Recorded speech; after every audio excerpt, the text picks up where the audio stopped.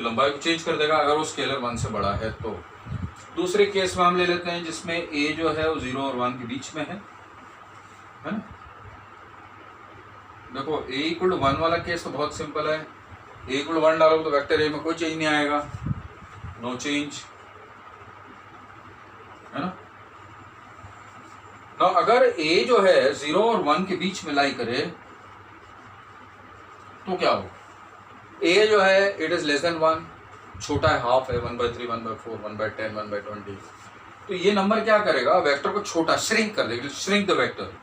तो अगर मैं एक वेक्टर ले लेता ऐसा a और मैं इसको a इंटू a करूंगा तो क्या होगा कि ये वेक्टर जो है छोटा हो गया और साथ साथ में उसका डायरेक्शन में कोई चेंज नहीं आया। So you shrunk the vector by a fraction which you multiplying it with it which is a positive scalar but which is lying between 0 and 1। तो इसका मतलब एक फ्रैक्शन को मल्टीप्लाई करने से एक वेक्टर की लंबाई छोटी हो जाएगी और डायरेक्शन वही रहेगा, राइट।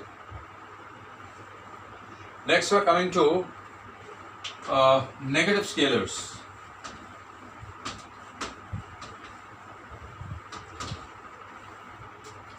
केस नंबर 3 जिसमें हम a को लेस देन -1 मतलब -2, -5, -7.5 डॉट डॉट डॉट डॉट ऐसे बड़े जो नंबर है लेकिन विद अ माइनस साइन, क्योंकि a लेस देन -1 है तो आप नंबर लाइन में किस तरफ जा रहे हो, लेफ्ट की तरफ जा रहे हो, तो 0, -1 एंड बियॉन्ड, तो -1 से माइनस इन्फिनिटी की तरफ जा रहे हो। तो इस केस में क्या होगा कि अगर वेक्टर a ऐसा दिया हुआ है तो a वेक्टर की लंबाई भी बढ़ जाएगी लेकिन डायरेक्शन चेंज हो जाएगा, पैरेलल रहेगा, एंटी पैरेलल हो जाएगा, right. So it will be a into a, तो a इंटू a क्या हो गया, लंबाई भी बढ़ गई है और डायरेक्शन भी उल्टा हो गया। So that's what really happens when you multiplying a number से -2 विद अ वेक्टर a, तो वो वेक्टर का लंबाई को दुगुना कर देगा और उसकी डायरेक्शन को ऑपोजिट कर देगा। Last case will take a lying between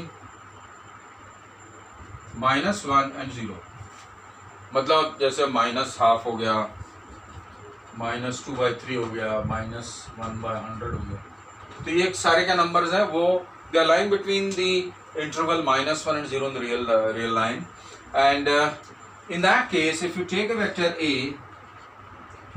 and you just multiply it with that scalar, you're going to get a smaller vector parallel, anti-parallel to the given vector, but its length will become less, मतलब length छोटा हो गया और direction opposite हो गई। तो this should be logically also clear to you that अगर मैं एक फ्रैक्शन नंबर मल्टीप्लाई कर रहा हूँ और नेगेटिव भी है तो वेक्टर का नेगेटिव जो साइन है वो वेक्टर के डायरेक्शन को उल्टा कर देगा और जो फ्रैक्शन है वो उस वेक्टर को श्रिंक कर देगा।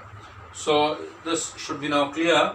Now once you have learned the unit vector concept and then the multiplication of scalar by a vector and what is the consequence of that, we are now ready to go to represent vectors analytically.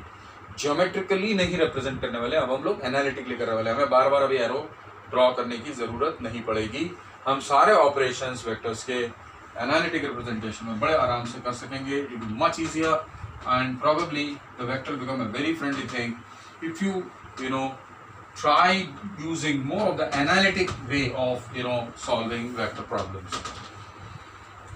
So analytic representation of vector में सबसे पहले हम Cartesian coordinate system लेंगे। Cartesian coordinate system,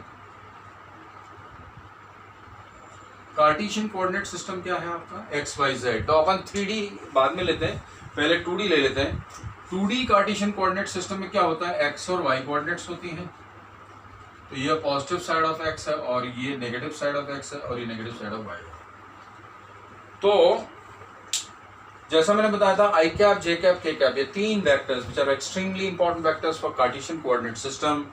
उसमें x दिशा में जो unit vector होता है उसको हम बोलते हैं i कैप, x दिशा में यूनिट वेक्टर को क्या बोलते हैं i कैप, y दिशा में यूनिट वेक्टर को क्या बोलते हैं हम लोग j कैप, और आपकी तरफ जो एक्सिस आएगी that is this is the z direction, उसकी तरफ जो यूनिट वेक्टर होगा that is called as a k cap. You can also take the help of the corner of a room and you can mark any one of these axis x then y and z। तो ये तीनों axis को जो combination है, जो rigid axis हैं x y z, है ना, तो वो चीज़ आपका एक 3-डायमेंशनल रेक्टेंगुलर कोऑर्डिनेट सिस्टम या कार्टेशियन कोऑर्डिनेट सिस्टम कहलाता है।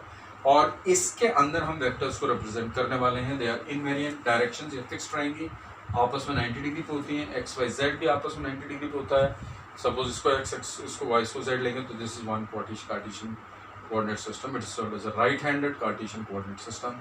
इसके ऊपर हम और एलॉबरेट करेंगे, लेकिन right now let us focus our attention on two dimensional vectors which are lying on a plane which is lying on the xy plane। ये बोर्ड के प्लेन को हम एक xy प्लेन ले रहे हैं जिसमें एक ओरिजिन ले रहे हैं 0 0। So now I would like to see how a vector like a 2 I cap looks like. So for that what we'll do, we'll draw the following vectors.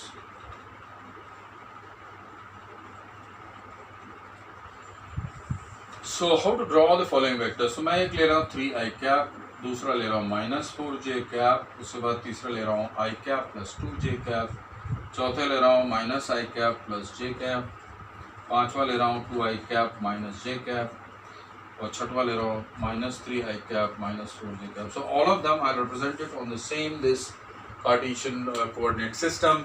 3i cap का मतलब है कि वो जो वेक्टर है वो एक पॉजिटिव स्केलर 3 से मल्टीप्लाइड है, और i cap is a unit vector in the x direction. इसका मतलब ये ऐसा वेक्टर है जो x दिशा में 3 यूनिट लंबा है।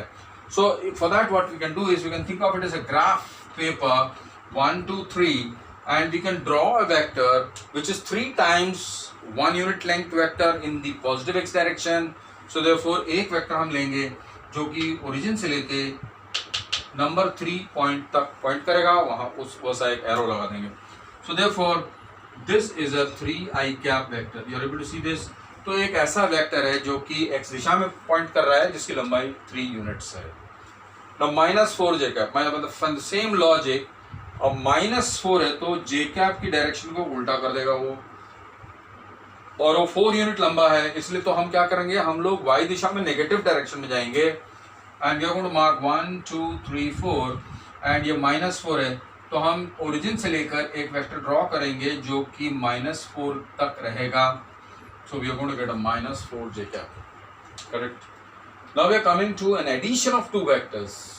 Now you are adding an i cap with a 2j cap. i cap का मतलब एक ऐसा वेक्टर जिसकी लंबाई 1 है लेकिन पॉजिटिव x दिशा में है, फिर उसको हमें 2j cap से मल्टीप्लाई करना है।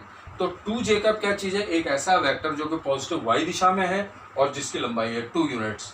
तो मैं क्या करूँगा, यहाँ पर एक 1 2 3 4 मार्क कर लेता हूँ। तो मुझे क्या करना पड़ेगा, we can think of it like this, that I walk in the x direction 1 unit, then I turn and walk in the y direction 2 units, so I'll reach a point 1, 2, right?